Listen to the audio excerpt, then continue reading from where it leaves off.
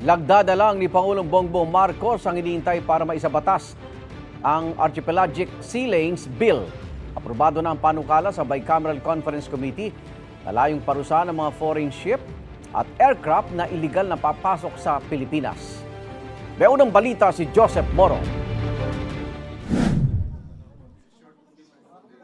Inaprubahan na ng parehong Kamara at Senado sa Bicameral Conference ang panukalang batas na nagtatakda ng archipelagic lanes ng Pilipinas. Ito yung mga tila highway sa palibot ng Pilipinas kung saan maaaring malayang makadaan ng mga barko at eroplano maging ng ibang mga bansa.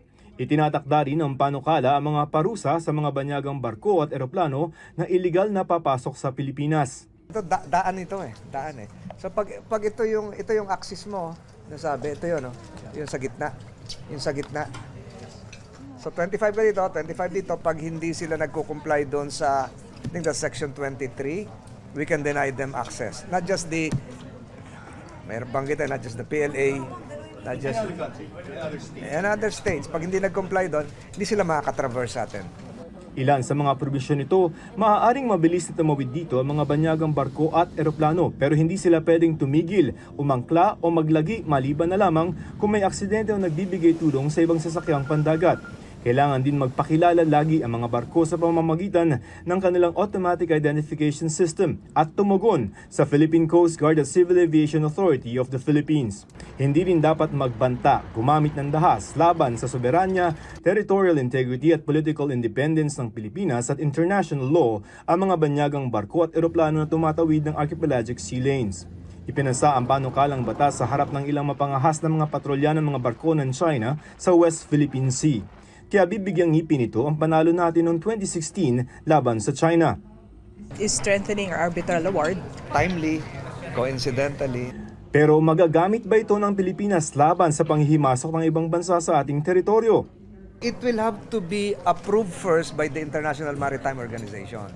So pag na-approve ng IMO, isang global notice yan sa lahat.